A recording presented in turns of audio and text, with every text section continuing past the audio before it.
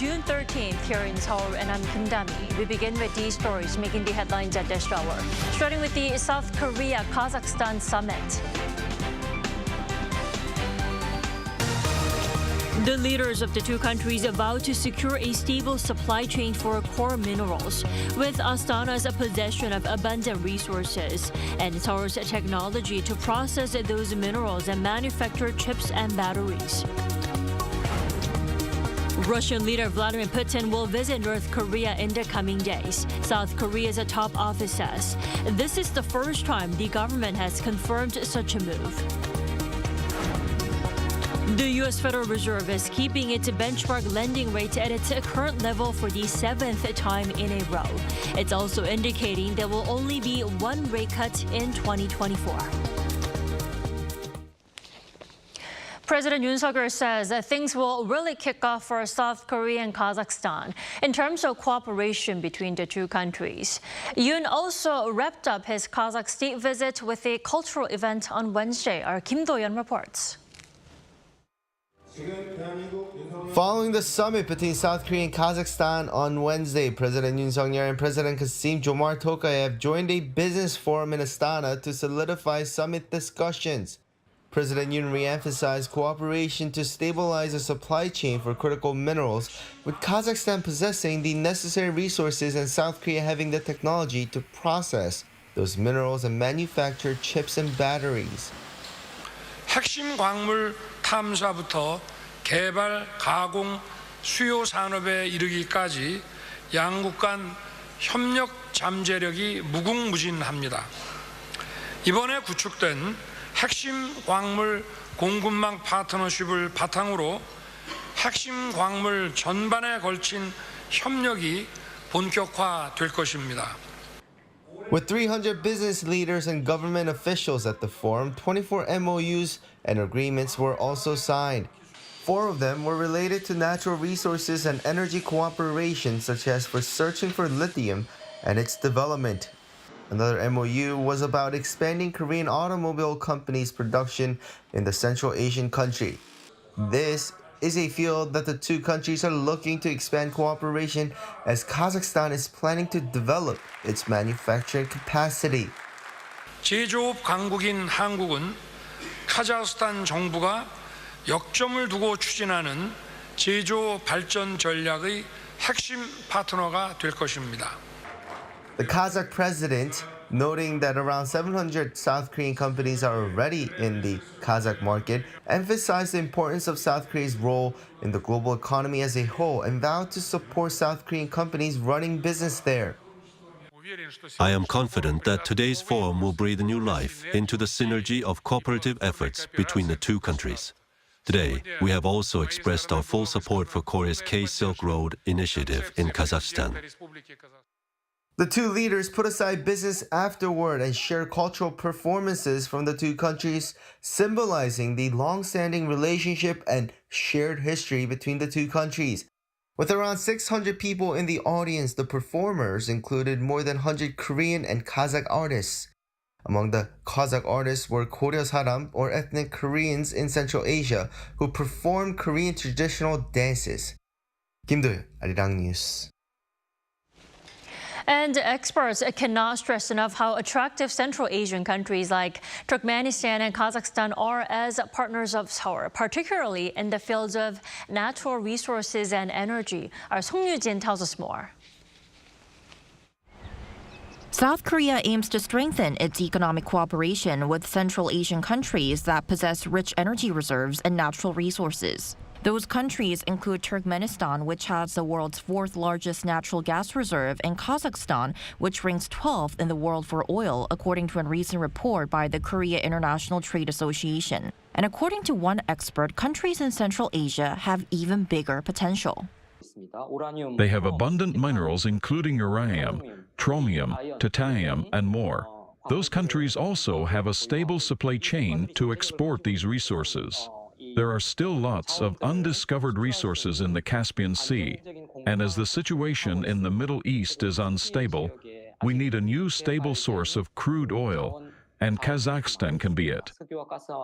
The expert added that a growing population and GDP also make Central Asia attractive. Despite this, economic exchanges between South Korea and Central Asia have been comparatively small. According to a recent report by Kita, the value of imports from Central Asia to South Korea came to around $3.6 billion in 2023, down 25.3% on year. The total investment input to countries in Central Asia from Seoul from 1980 through 2023 was $3.8 billion. That's only about 2% of the total investments in the U.S. during the same period. An expert gave his explanation as to why exchanges have been so limited. First of all, geography is a barrier for us because we are not immediate neighbors.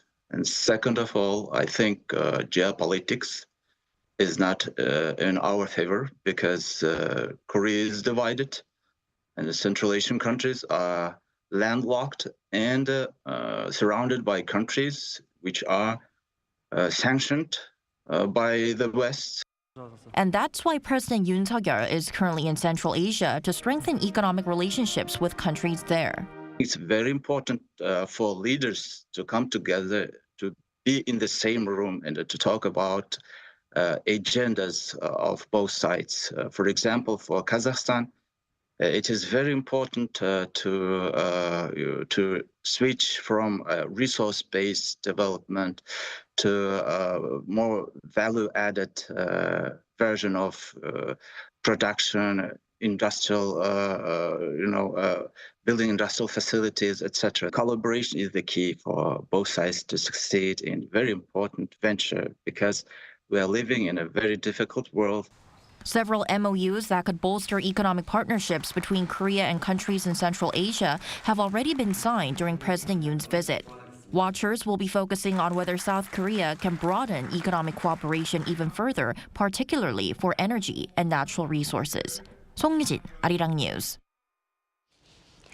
South Korea's top office says that in the next few days, Russian leader Vladimir Putin will travel to North Korea, as the visit would take place around the same time as the newly established diplomatic and security dialogue between Seoul and Beijing. A high-ranking presidential official said the top office will take such factors into full consideration and work rigorously throughout Yoon's Central Asia trip to ensure South Korea's major allies and strategic partners are aligned with Seoul on the North Korea issue. This marks the first time a South Korean official has confirmed the news, following unverified reports that Putin will travel to North Korea and Vietnam in the coming weeks, amid suspicions of weapons and oil exchanges between Pyongyang and the Kremlin. And the issue of North Korea's human rights took center stage at the UN Security Council on Wednesday, with South Korea chairing the meeting as the rotating president this month. Lee Seung-ja has the details. Last August, the UN Security Council held a meeting to discuss North Korea's human rights violations. A meeting to discuss such issues at the UNSC at the time was the first of its kind in 6 years, as Seoul, Washington, and others shed light on the fact that Pyongyang has been using its scarce resources to fund its weapons of mass destruction programs instead of helping the heavily impoverished people of North Korea. Fast forward 10 months later to Wednesday, where under the rotating presidency of South Korea, the UNSC once again convened a meeting in New York to bring to attention the plight of North Koreans and its security implications. South Korea's ambassador to the UN, Hwang Jung-guk, presiding over the open meeting, stressed that the North Korean regime wants to keep the people in the dark and try to repulse the outside light with their draconian control and nuclear weapons. He further emphasized that if human rights violations stop in the reclusive state, nuclear weapons development will also stop, adding that the global community needs to look at North Korea's human rights situation from the perspective of international peace and security. The meeting, however, was met with opposition from North Korea's traditional allies in China and Russia. The Russian ambassador to the UN slammed the meeting, saying that while the global community looks toward the UNSC with the hope that it will resolve complicated global issues, it is squandering resources on a discussion of groundless and blatantly politicized matters. China's ambassador to UN reiterated Beijing's stance that the Council is not the proper venue to address human rights issues.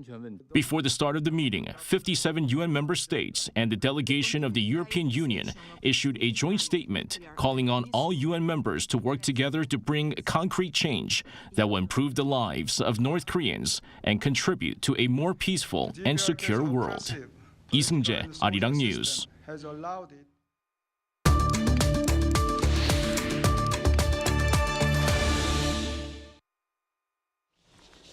U.S. key interest rates stay frozen at the current level. The Federal Reserve announced the decision on Wednesday and hinted at just one rate cut this year. Our Park Kwon-woo tells us more.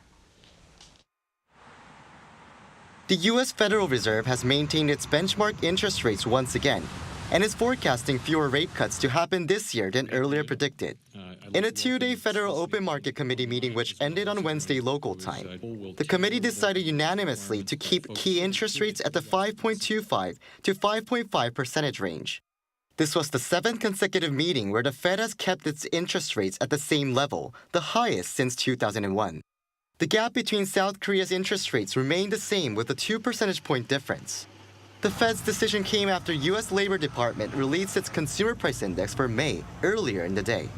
The CPI in May saw an on-year increase of 3.3%, slowing down 0.1% from the previous month. Core CPI, excluding volatile food and energy prices, was up by 3.4% on year, which was 0.1% lower than previous estimates.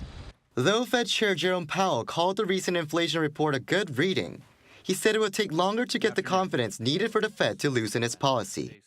The most recent inflation readings have been more favorable than earlier in the year, however, and there has been modest further progress toward our inflation objective. We'll need to see more good data to bolster our confidence that inflation is moving sustainably toward 2%. Most people don't. Also on Wednesday, the Fed predicted that there could be a single rate cut before the end of the year. That's different from its forecast made in March, when 3 rate cuts were predicted.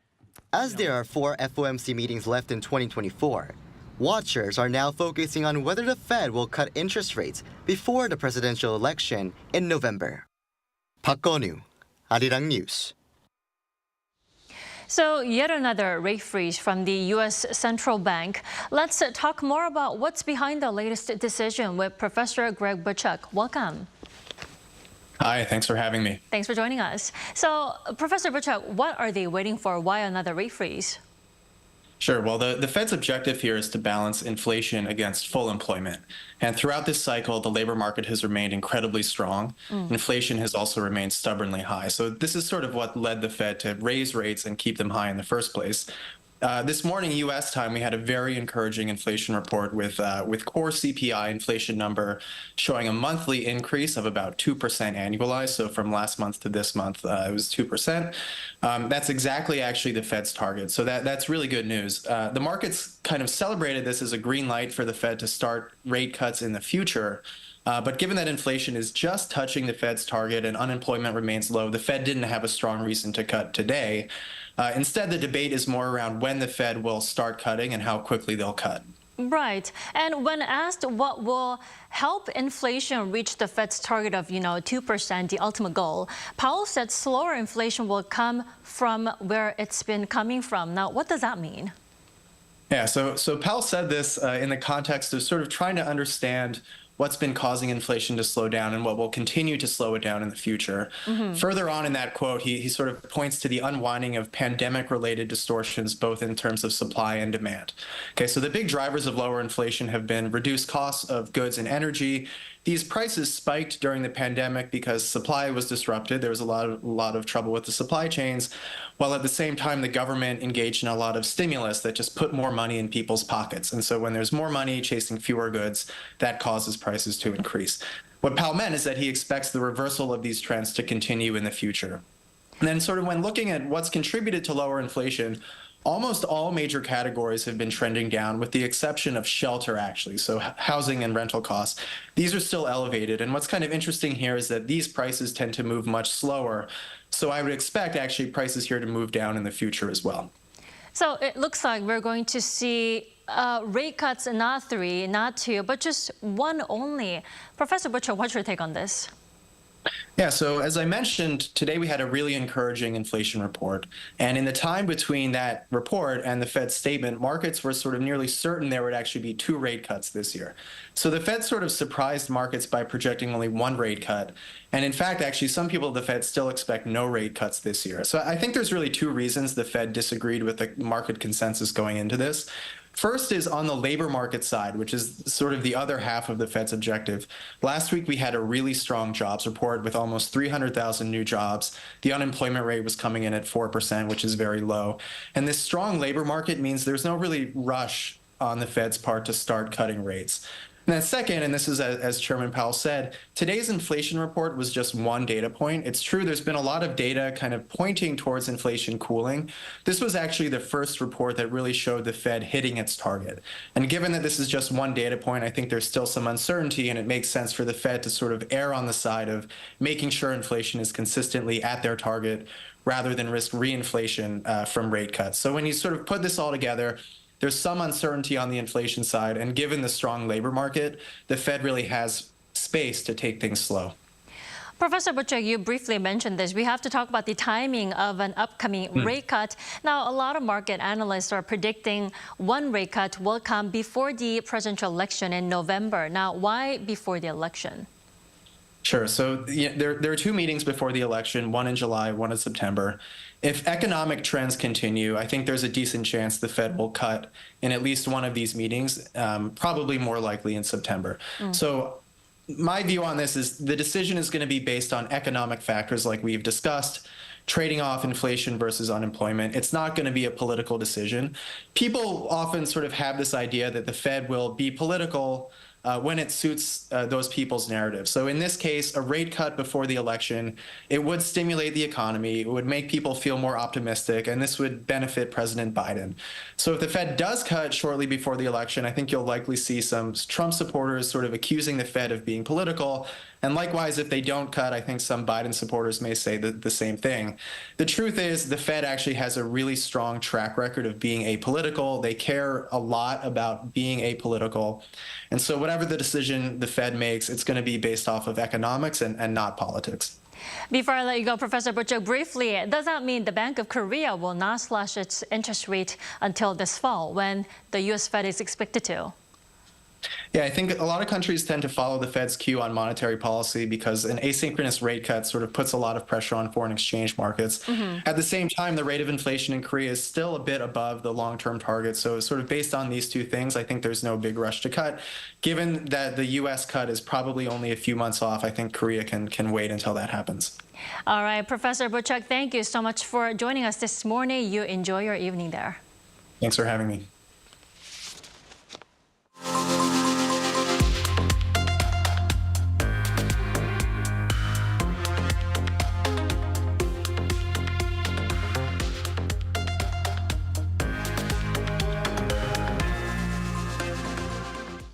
The European Union on Wednesday announced it will impose additional import tariffs of up to 38.1% on Chinese electric vehicles. The EU said subsidies given to EV makers by China keep prices artificially low and distort the European market. Now, under the plan, the bloc will apply 5 tariff levels from July 5th, with car makers that cooperate with investigators facing additional tariffs of 21% and those who do not face an additional 38.1%. The charges come on top of an existing 10% tax on cars imported into the EU, and the announcement could lead to talks with China to avoid a possible trade war, as the EU must decide by November if it'll adopt the tariffs permanently. As the first BTS member to finish his mandatory military service on Wednesday, Jin is ready to return to his fans. He'll be giving out hugs to excited Army members at an event today. Our Cha Yoon-kyung has more. Jin of K-pop group BTS was discharged from the Army on Wednesday morning after serving as an assistant instructor in the 5th Infantry Division's boot camp. As soon as Jin walked out of the camp, he saluted a small number of fans and reporters and then greeted other members of BTS who had taken military leave to celebrate his discharge. Suga was the only member missing as he's performing alternate service. On Thursday, Jin is scheduled to attend 2024 Festa at Jamsil Indoor Gymnasium in Seoul and meet with the BTS Army fandom to celebrate the 11th anniversary of the boy band's debut. Jin is expected to give out hugs to up to 1,000 fans at the first part of the event, amid other programs for the Army later. Expectations for BTS comeback as a group are growing after Jin completed his military duty. Among other BTS members still serving in the military, J-Hope will be the next to be discharged in October. Cha Yoon-kyung, Arirang News.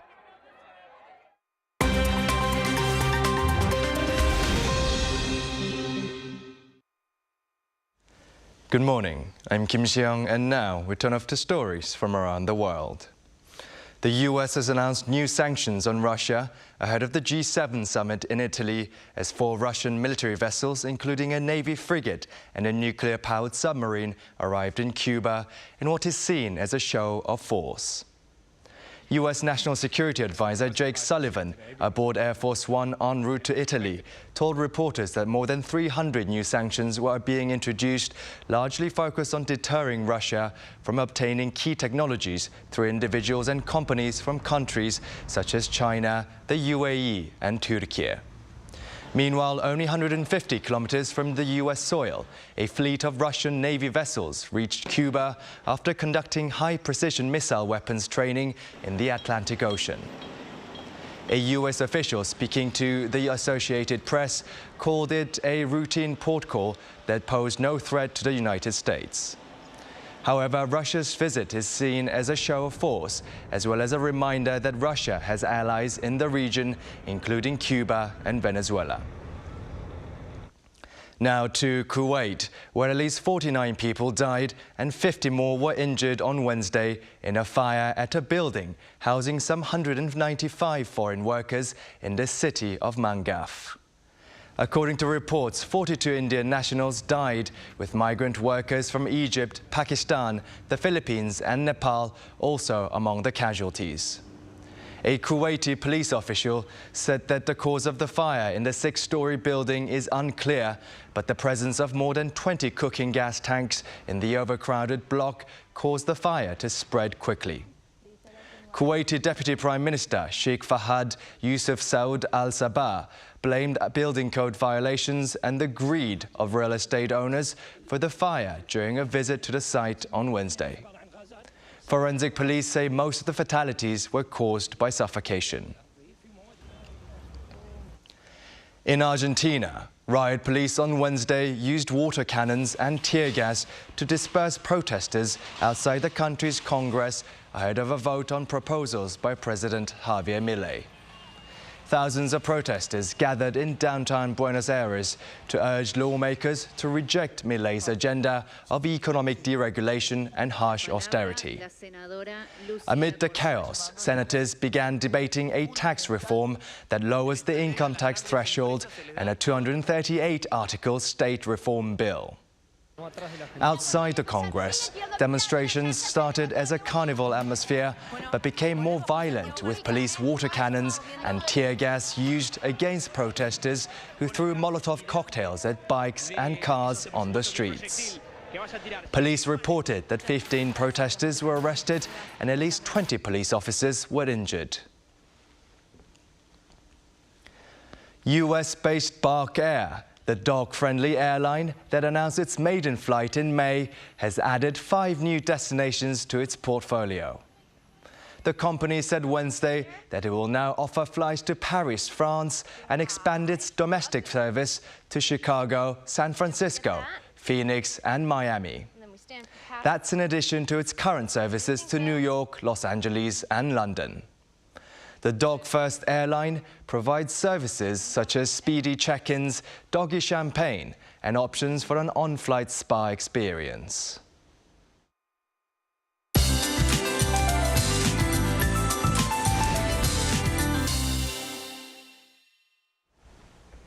Good morning. The midsummer heat wave continues to blast across much of Korea, with more regions under heat advisories. But at least those in the East Coast regions, including Gangneung, will get nice relief from the searing heat this afternoon. But the rest of the country needs to brace for season's hottest temperatures this afternoon under burning sunshine.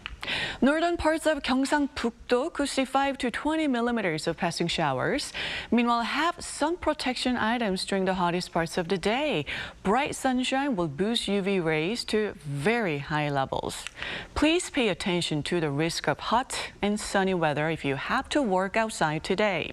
Seoul gets up to 32 degrees Celsius. Gyeongju and Gwangju will make it to 34 degrees. But those of us in the capital area need to prepare for even hotter temperatures for tomorrow before heat relief comes on Saturday. And next week should not be as hot as this week. With that in mind, let's take a look at the international weather conditions.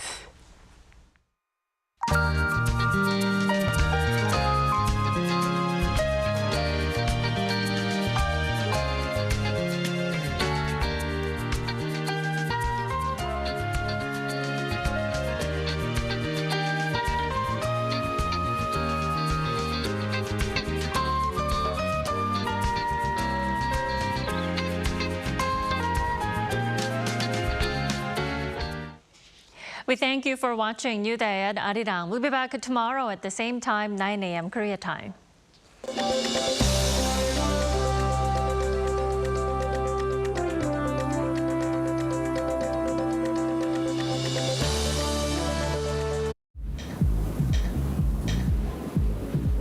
Welcome.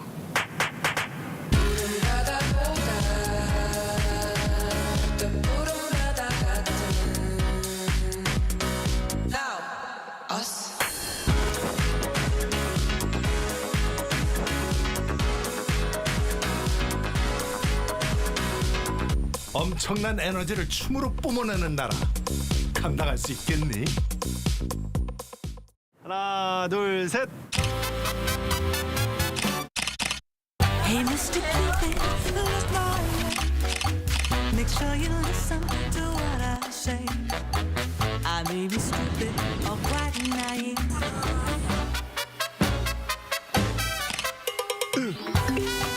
끝없이 쏟아지는 포토스팟.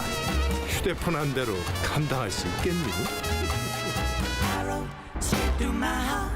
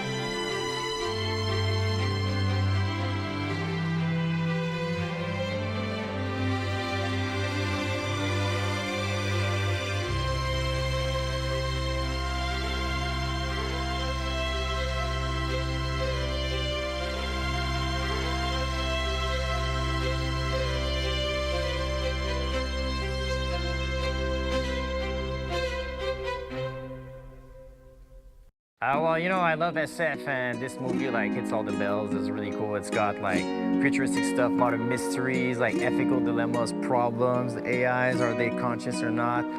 It's awesome.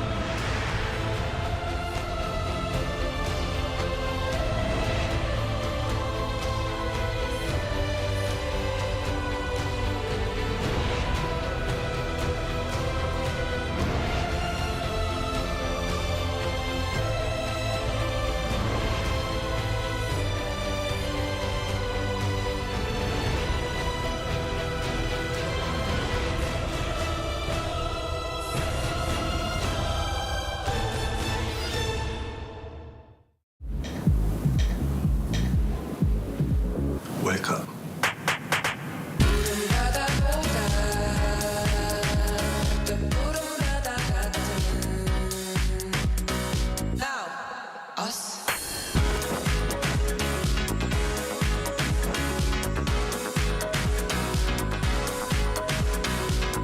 엄청난 에너지를 춤으로 뿜어내는 나라. 감당할 수 있겠니? 한국에 오면 먹어야죠.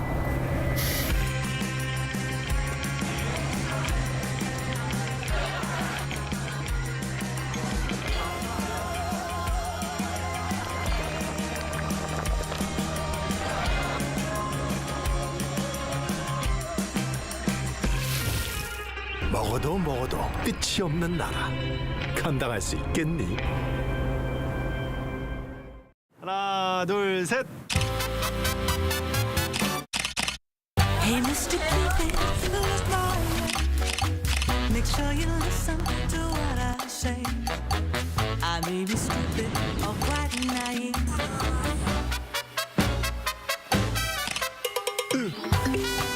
끝없이 쏟아지는 포터 스파. 휴대폰 한 대로 감당할 수 있겠니? Arrow straight through my heart.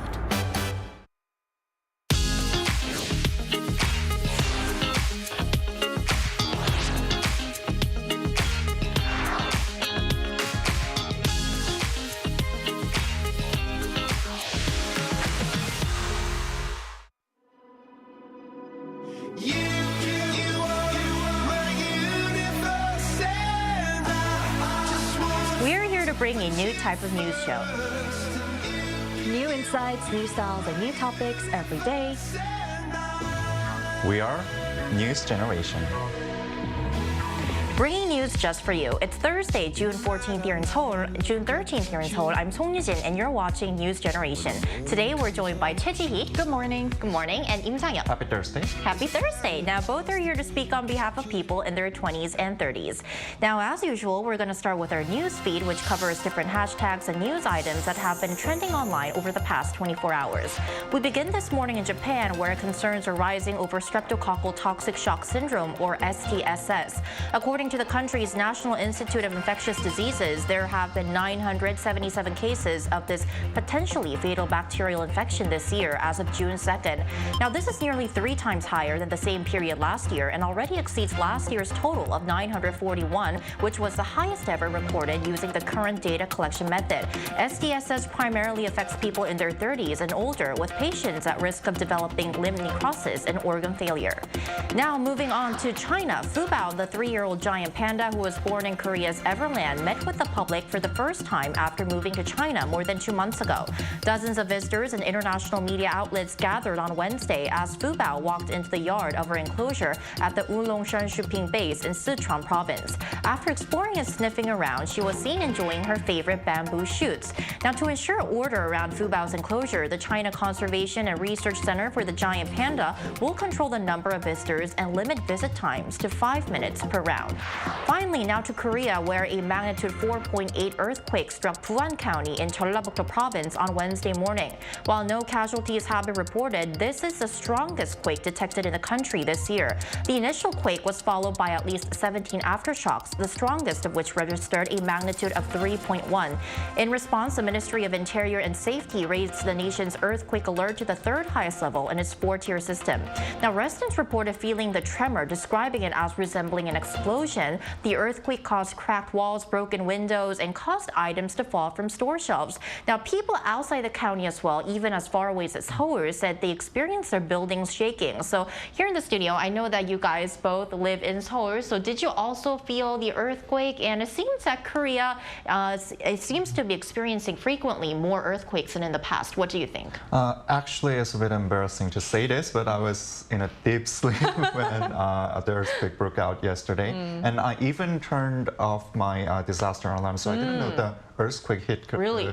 Korea until I saw the news in the afternoon. So for those viewers out there who are ignorant about the natural disasters like me, I gotta warn you that Korea is no longer safe from such it seems like incidents. Yes. In fact, there have been a total of 24 earthquakes that go beyond the magnitude of 3 for the past 3 years, according to the Korea Meteorological Administration statistics. And the earthquakes usually occur around the ring of fire that encompasses the east coast of Asia all the way up to the west coast of North and South America. And Japan is located on this ring, which is why the country has been experiencing large earthquakes for the past centuries. The Korean Peninsula is right next to the ring of fire, making us relatively safer from those earthquakes.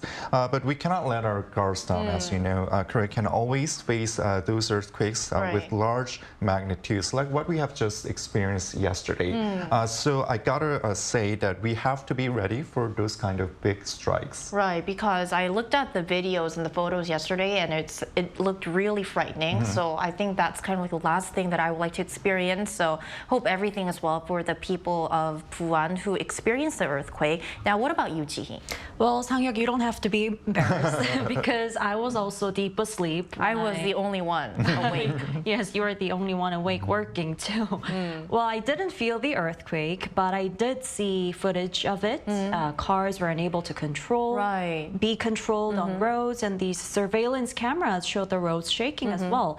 And the recent event has definitely raised significant concern and awareness because earthquakes are relatively uncommon in the country, and we've been experiencing small and large earthquakes more often in the past few years, which really indicates the need to improve our preparedness and resilience in case of any similar future events in order to reduce and minimize casualties and damage. So for example, building codes, public awareness and education, and infrastructure resilience should be established slowly but steadily because we're not safe from earthquakes anymore. Right, I think we should definitely remind ourselves, like safety protocols when earthquakes happen. For example, when you feel the tremor, go under your desk and like find safety routes, exits as well.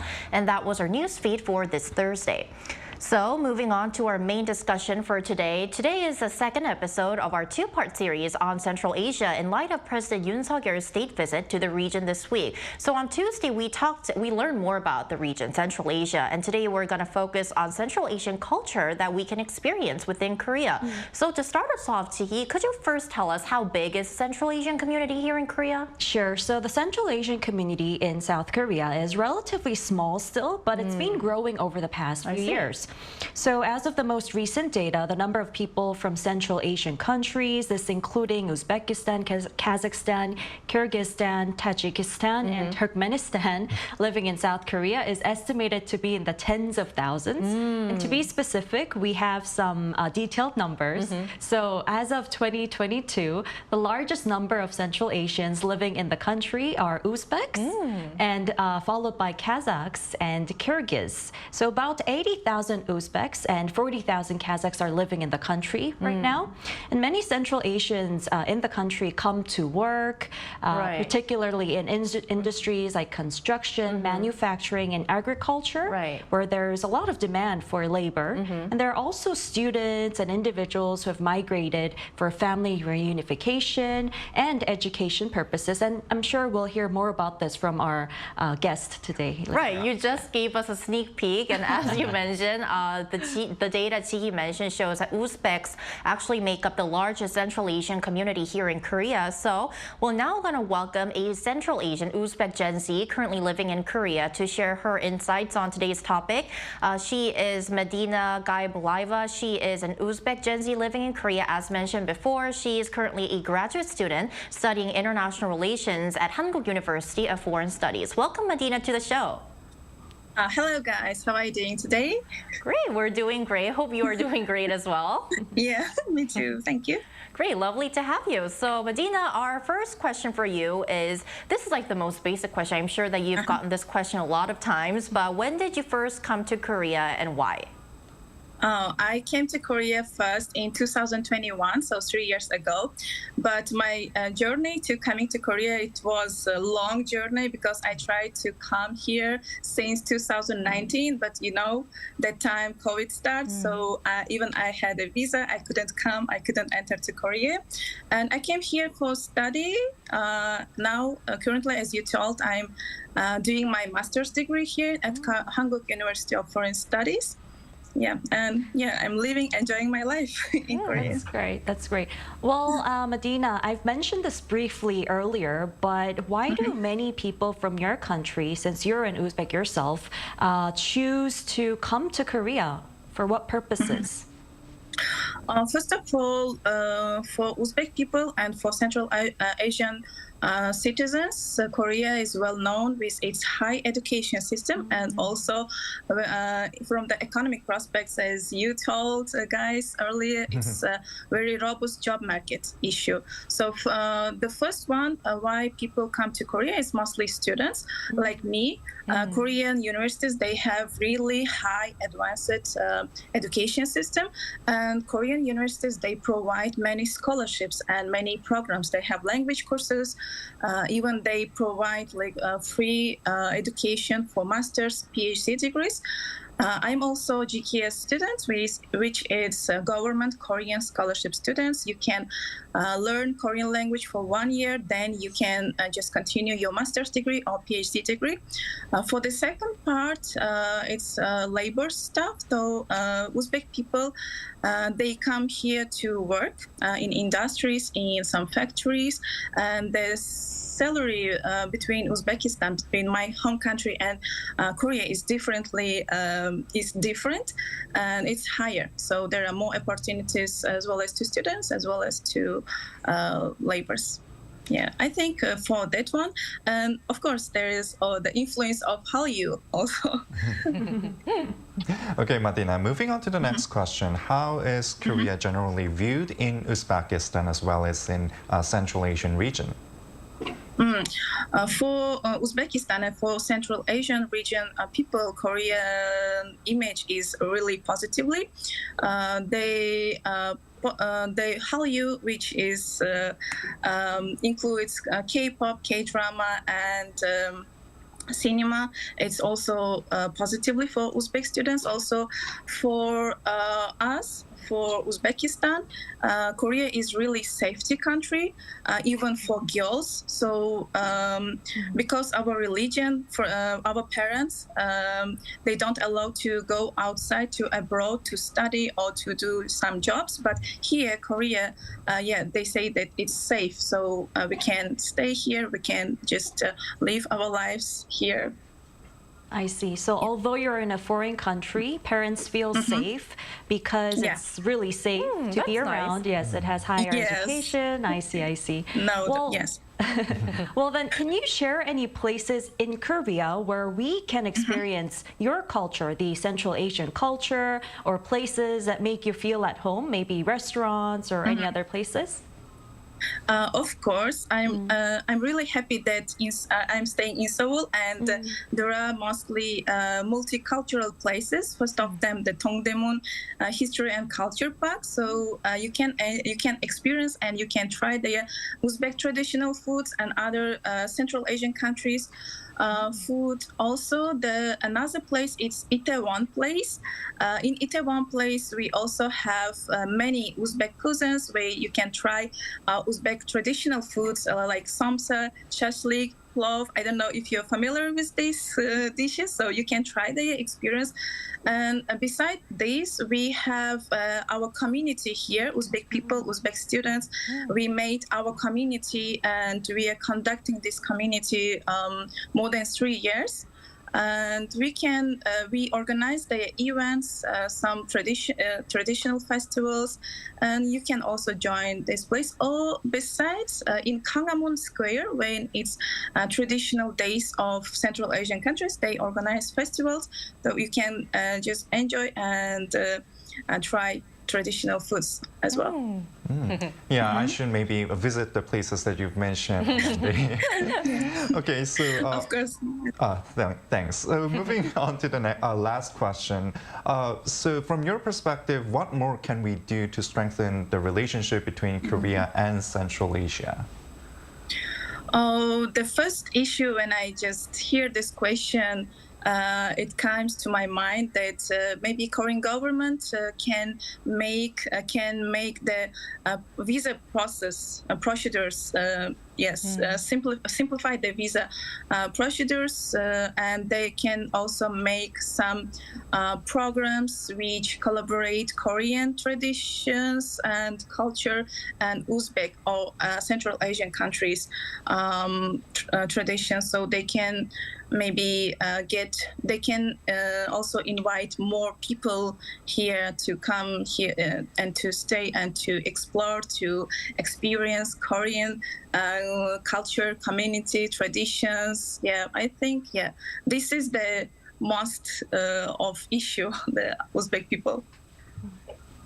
Great, some very insightful answers and an amazing interview. Thank you so much, Medina, for your time today this morning. Hope we get to talk to you soon. Yeah, thank you very much for having me here, and have a good day, guys. You too. Have a nice day. Bye. Thank you. Bye. Right, it was a very enlightening, and we learned a lot from the interview. And I think that Medina mentioned like two of the main communities, places that we can experience Central Asian culture here in Seoul. I remember the area near Dongdaemun. So Sang-hyuk, could you please tell us more about the area, what we can experience there? Yeah, so I think Medina mentioned about the Central Asia Street, which is located between the exit number 5 and exit number 7 of the Dongdaemun History and Culture Park subway station. So if you go to the street, you can find the vendors from Russia, Mongol, and Kazakhstan.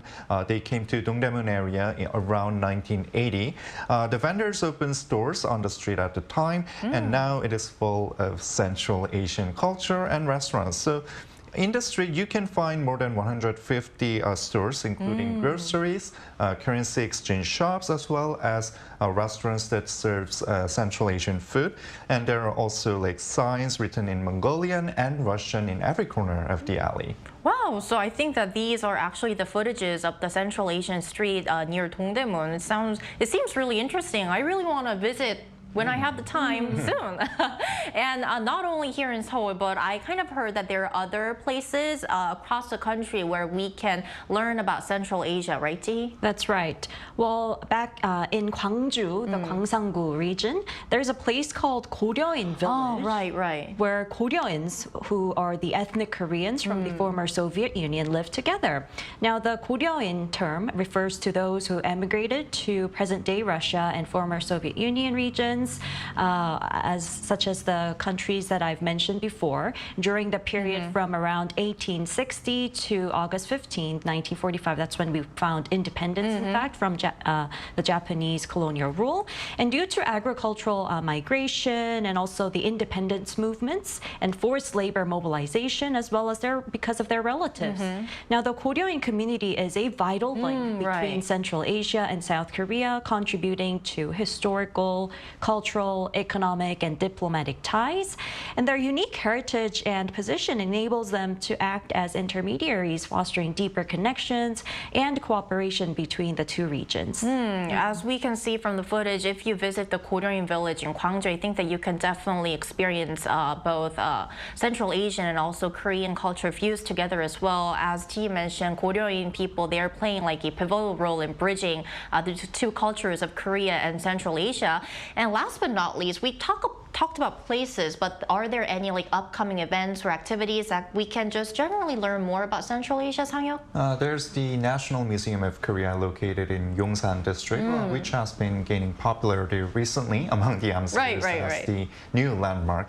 So if you go to this museum, there's the dedicated wing specializing in Central Asian sculptures and artifacts. So you can learn various information about Central Asia here in this wing.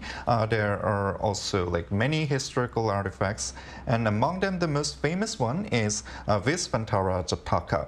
It is a fragment from a mural that was discovered in the southern part of the Silk Road.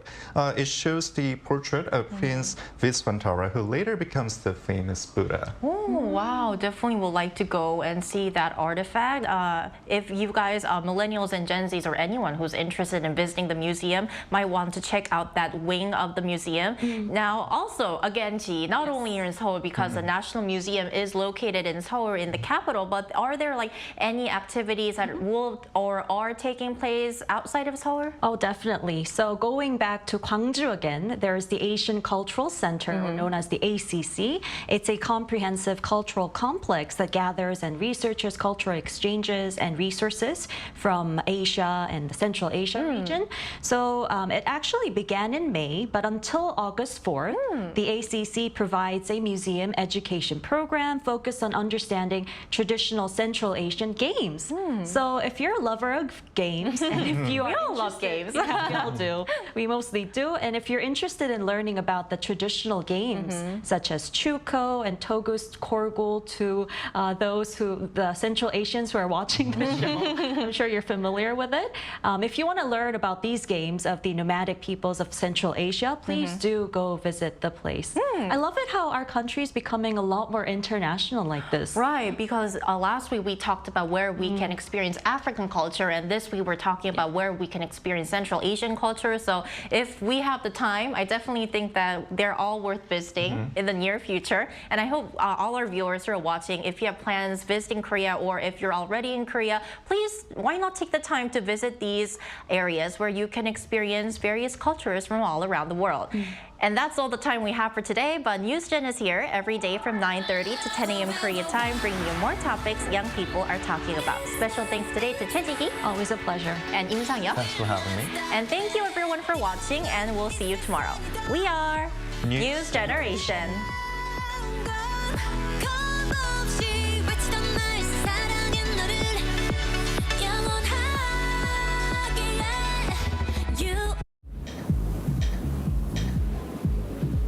Welcome.